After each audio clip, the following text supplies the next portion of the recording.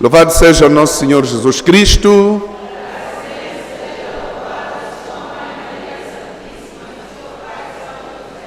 Estamos aqui hoje reunidos num domingo e ouvimos a leitura bíblica que nos é extraída do Êxodo a dizer que o Senhor reservou o sábado para a adoração, para o descanso e para a oração.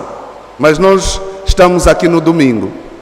Esse é um dado importantíssimo e que muita gente tem tido muito problema.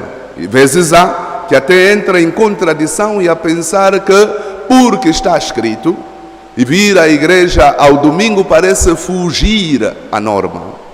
Ora, não é bem assim. E gostaria de começar por ali, do dia do domingo. Por que que nós os cristãos celebramos, cristãos tradicionais, celebramos e devíamos descansar ao domingo? Primeiro é que a referência bíblica que temos é que Jesus ressuscitou num domingo, no primeiro dia da semana.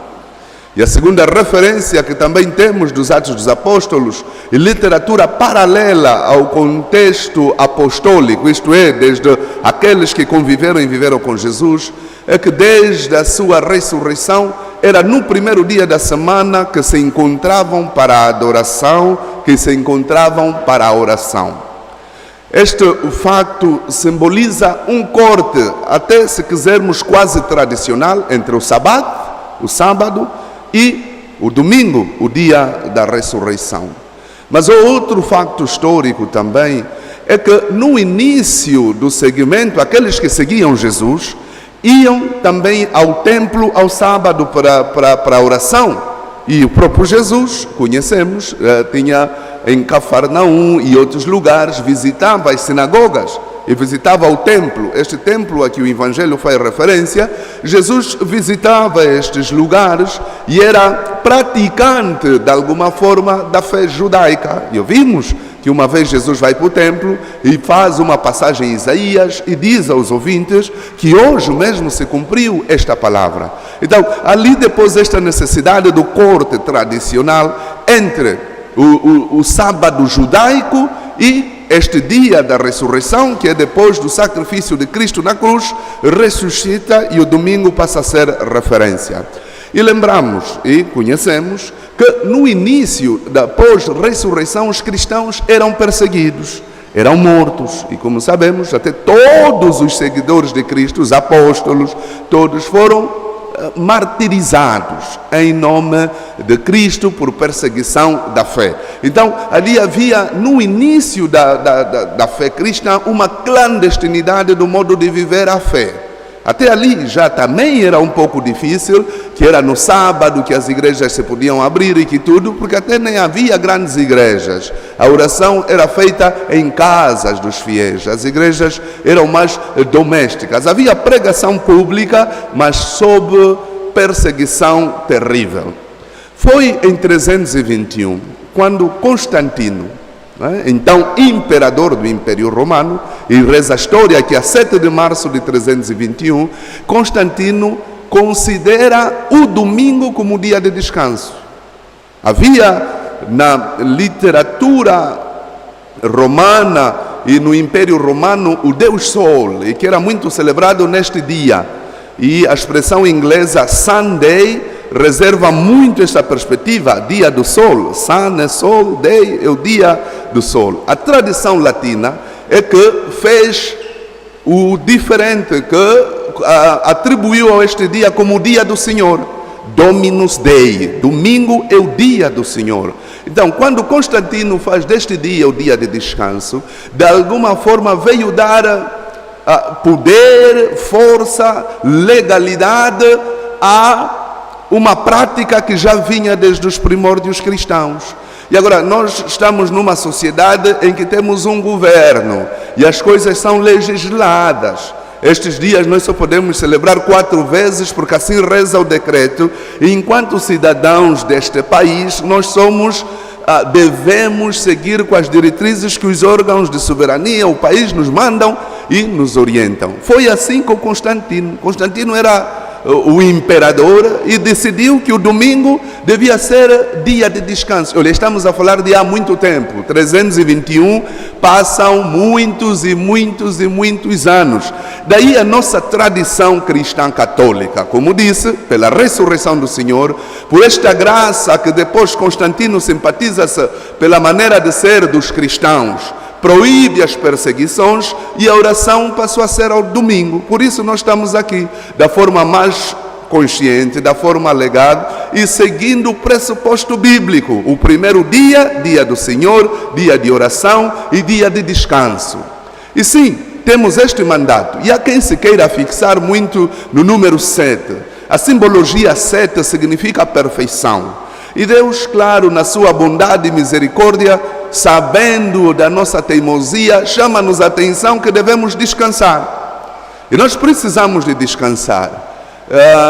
Dizia-me alguém que graças à Covid muita gente conseguiu descansar, mas ainda assim nós estamos a voltar à corrida normal. É preciso que cada um de nós no seu coração encontre tempo para descansar. Esta tradição dizia que ao domingo, ou para aqueles que ao domingo não se devia fazer trabalho algum, senão a oração, e depois dedicado o tempo ao Senhor, dedicado o tempo à família. Que nós hoje, nesta celebração, possamos repensar como é que tem sido o nosso descanso. Muitas vezes nós trabalhamos muito, 7 dias por semana, 8 dias por semana, sem deixar tempo para descanso. Vivemos longe, temos de acordar às 4 da manhã, voltar às 23, andamos na rua sempre quase pouco tempo. E às vezes não é por falta de tempo para poder descansar, é também alguma desorganização, alguma busca desnecessária de muitos bens materiais, e depois destruímos a nossa saúde. Quando começamos a envelhecer, não temos qualidade de vida, porque durante a juventude nos demos, ou na idade adulta, fomos vivendo como robôs. Parece que o carro, este carro que é o corpo humano, não tem manutenção. Às vezes nós temos que fazer a analogia do nosso corpo tal como é o nosso carro. O carro, dizem que a cada 5.000 quilômetros tem de levar a manutenção. Tem que mudar o óleo, tem que ver se o travão está bom, há tudo. E se não faz isso, o carro gripa. Um carro que teria uma longevidade de uns 20 anos, se não vai à manutenção, no fim de 5, 4 anos o carro já não existe. Não trava, gripou o motor. Muitos dos nossos motores estão a caminhos de gripar, porque nós não descansamos, não fazemos revisão, andamos como puras máquinas. Deus hoje chama a nossa atenção e diz: calma aí, filho, filha, a vida não é só correr atrás das coisas. O descanso, a oração, a calma também faz parte da adoração a Deus. Um outro elemento que esta leitura do Êxodo nos traz, e que às vezes causa muita confusão, é o elemento das imagens. E nós, por muitas vezes, e se calhar cada um de nós já teve de dialogar com alguma pessoa o interesse e a razão das nossas imagens, e até a quem tenha a coragem de nos chamar idólatras pelo fato de termos imagens nas nossas igrejas. Há um termo que deve ser clarificado: veneração e adoração. Só a Deus devemos adorar. E as imagens que nós temos na igreja servem para veneração e são, de alguma forma, a lembrança de pessoas reais que tenham vivido. O que Deus proíbe no Êxodo é a substituição. O povo judeu, a caminho da libertação, faz bezerro e adora aquele bezerro como Deus, não simbolizando a Deus, mas como Deus das práticas negativas aprendidas no Egito. E Deus dirá: não façais imagem alguma. Porque uma imagem, o salmista diz, estas imagens que têm olho, mas não veem, ouvidos, mas não ouvem. Então, o problema da imagem não é a representação dos santos que nós temos. Eu às vezes pergunto à pessoa: mostre-me uma imagem de Deus na igreja católica. Não sei, eu gostaria de conhecer esta igreja onde tem uma imagem de Deus. Não existe. Nós temos sim uma imagem que simboliza Jesus Cristo, Nossa Senhora e todos os outros santos, mas esses servem para veneração. E é como uma fotografia para nos relembrar de alguém que efetivamente viveu. Se alguém pega a fotografia da minha mãe, vai cuspindo na fotografia, pisa na fotografia, vai ter confusão comigo. Quer dizer, mas a foto não é a minha mãe, mas não é para ser usada e desusada. Chega em casa, encontra que o seu filho andou a furar a cabeça na tua fotografia. Dá tristeza. Não é que eu tenha sentido os picos na minha própria cabeça, mas a fotografia significa e simboliza alguma coisa. Agora, há exageros. Há aqueles que dentro da nossa própria fé católica exageram com o trato que dão às imagens. Andam a abraçar, a chorar, que não se percebe. Não há padre algum que ensinou as pessoas a ir abraçar e a chorar a imagem. Não sei se choram o quê. Não é para chorar, não é para abraçar, é para venerar, é para ver, é para respeitar. Mas os exageros não são culpas da igreja. É como se um médico operasse alguém erradamente e o paciente tivesse morrido e a culpa fosse da medicina. Não é. É a pessoa que está a agir de forma diferente, de forma errada. O ensinamento que a igreja nos dá sobre as imagens é de simbologia, de veneração, e ajudou por muito tempo as pessoas que não sabiam ler. Tem este santo aqui, é Teresinha do Menino Jesus, uma menina de há pouco tempo, mas que tem uma vida interessante. Hoje temos imagens e fotografias que vemos no guia litúrgico do Padre Maiato, que muitos de nós conheceu e que para muitos de nós simboliza um verdadeiro santo que hoje está em Deus. Olhamos para a foto do Padre Maiato, do Frei Maiato, pedimos uma intercessão, mas eu sei no coração que a pessoa a quem estou a orar está em Deus, não é esta imagem que eu abraço. Então, há necessidade desta distinção e, sobretudo, dizer que olhar para a imagem não é substituição de Deus. Nós seguimos o que em Deuteronômio aprendemos, nós seguimos o que o Êxodo nos relembra, que só há um Deus e não há outro Deus. Este Deus trino, Pai, Filho, Espírito Santo. O resto mais são meios, são cajados pelos quais nós nos encostamos a Deus, pedimos intercessão e oração. Este livro do Êxodo vai mais longe, chama-nos a atenção a algumas coisas e que devemos seguir, como a de não matar, não matarás, não matar. É triste que às vezes ouvimos que ao mesmo tempo que nós conservamos a vida, mas nós temos uma cultura do aborto que é impressionante. A primeira instância das pessoas, às vezes, isso infelizmente não se conhece muito, mas há muita gente que mata crianças que ainda estão no ventre. E nós temos de relembrar. Dizia alguém que foi para um médico, estava até grávida, a senhora, e pediu ao médico que eu quero abortar. E o médico perguntou, mas tu queres abortar por quê? Porque eu já tenho um filho lá em casa e ainda é pequeno. Eu disse, está bem, eu quero ver o teu filho. A mãe foi à busca do filho, o médico disse, não, eu vou matar esta criança aqui e vou deixar a que está lá inocente na esteira. Diz, não podes matar o meu filho. Olha, esta coisa que tu queres fazer, também estás a matar um filho. Então, nós precisamos dessa cultura da vida. E quando aqui no Êxodo nós ouvimos, não matarás, é preservar a vida em todas as suas formas e maneiras. E diz também o autor sagrado, depois do não matar, curiosamente, vem, não cometerás adultério. Não cometerás adultério. Não fornicarás.